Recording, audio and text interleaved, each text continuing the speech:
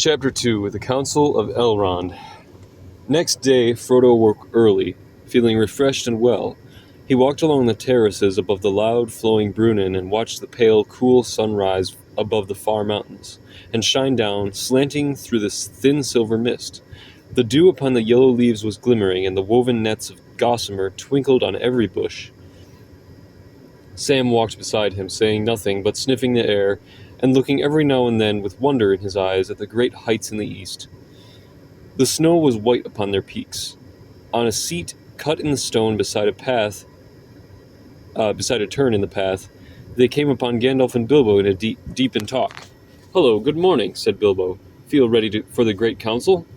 "I feel ready for anything," answered Frodo, "but most of all, I should like to go walking today and explore the valley. I should like to get into those pine woods up there." He pointed away far up the side of Rivendell, up to the north. "You may have a chance later," said Gandalf, "but we cannot make any plans yet. There is much to hear and decide today." Suddenly, as they were talking, a single, clear bell rang out. "That is the warning bell for the Council of Elrond," cried Gandalf. "Come along now, both you and Bilbo are wanted." Frodo and Bilbo followed the wizard quickly along the widening path, back to the house. Behind them, uninvited and for the moment forgotten, trotted Sam. Gandalf led them to the porch where Frodo had found his friends the evening before. The light of the clear autumn morning was now glowing in the valley. The noise of bubbling waters came up from the foaming riverbed. Birds were singing, and a wholesome peace lay on the land. To Frodo, his dangerous flight, the rumors of the darkness growing in the world outside already seemed only the memories of a troubled dream. But the faces that were turned to meet them as they entered were grave.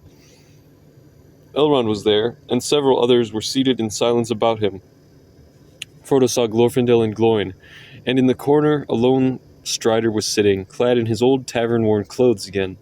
Elrond drew Frodo to a seat by his side and presented him to the company, saying, "Here, my friends, is the hobbit, Frodo, son of Drogo.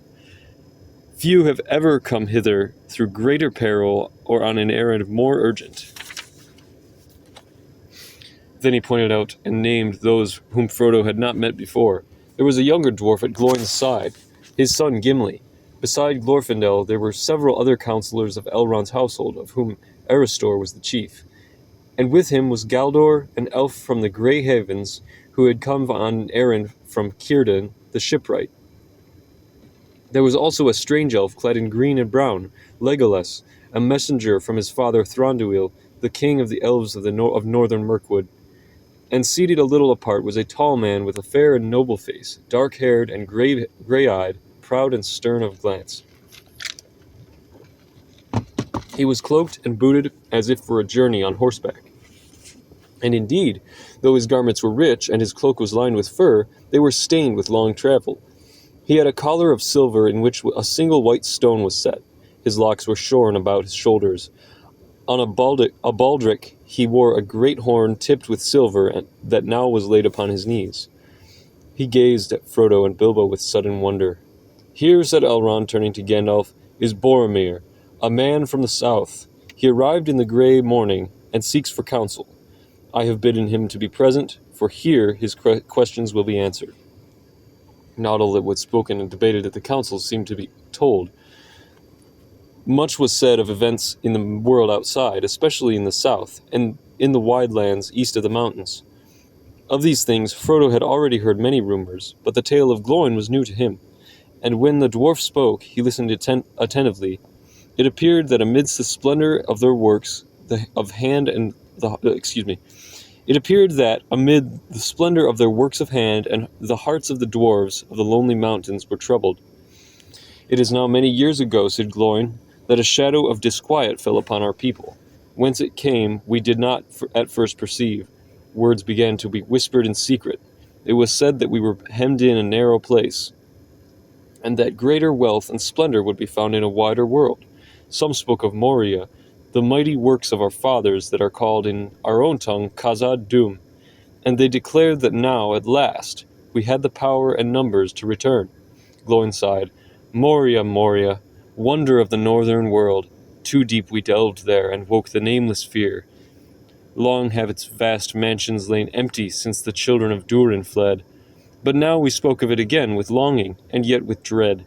For no dwarf has dared to pass the doors of Khazad-dûm for many lives of kings, save Thror only. And he perished at last, however. Balin listened to the whispers, and resolved to go. And though Dane did not give leave willingly, he took with him Ori and Oin, and many of our folk, and they went away south. That was nigh on 30 years ago. For a while we had news, and it seemed good. Messages reported that Moria had been entered, and a great work begun there. Then there was silence, and no word has ever come from Moria since. Then, about a year ago, a messenger came to Dane, but not from Moria, from Mordor, a horseman in the night, who called Dane to his gate. The Lord Sauron the Great, so he said, wished for our friendship.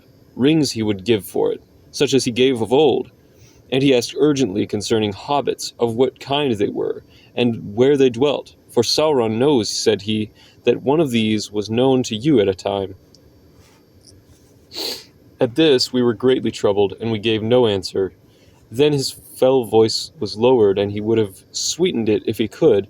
As a small token only of your friendship, Sauron asks this, he said, that you should find this thief, such was his word, and get from him, willing or no, a little ring, the least of rings, that once he stole. It is but a trifle that Sauron fancies, and an earnest of your goodwill. Find it, and 3 rings that the dwarf sires possessed of old shall be returned to you, and the realm of Moria shall be yours forever. Find only news of the thief, whether he still lives and where, and you shall have great reward and lasting friendship from the Lord. Refuse, and things will not seem so well. Do you refuse? At that his breath came like the hiss of snakes, and all who stood by shuddered. But Dane said, I say neither yea nor nay. I must consider this message and what it means under its fair cloak. Consider well, but not too long, said he. The time of my thought is my own to spend, answered Dane.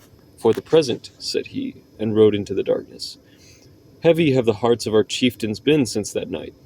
We needed not a fell voice of the messenger to warn us that his words held both menace and deceit. For we knew already that the power has re-entered Mordor and has not changed, and ever it betrayed us of old. Twice the messenger has returned, and has gone unanswered. The third and last time, so he says, is soon to come, before the ending of the year. And so I have been sent at last by Dane to warn Bilbo that he is sought by the enemy, and to learn, if may be, why he desires the ring.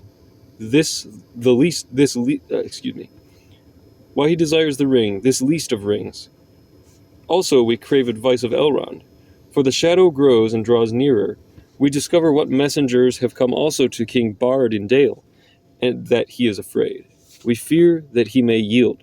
Already war is gathering on his eastern borders. If we make no answer, the enemy may move men of his rule to assail King Brand and Dane also.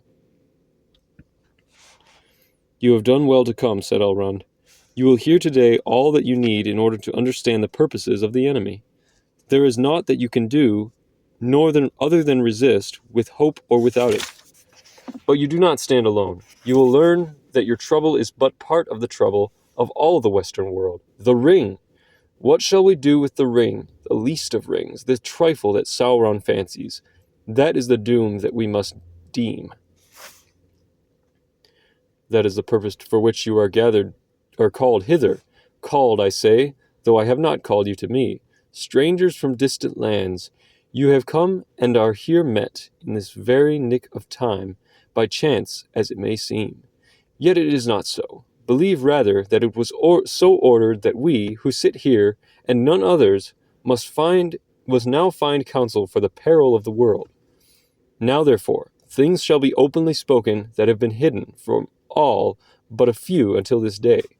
And first, so that all may understand what is the peril, the tale of the ring shall be told from the beginning, even to this present.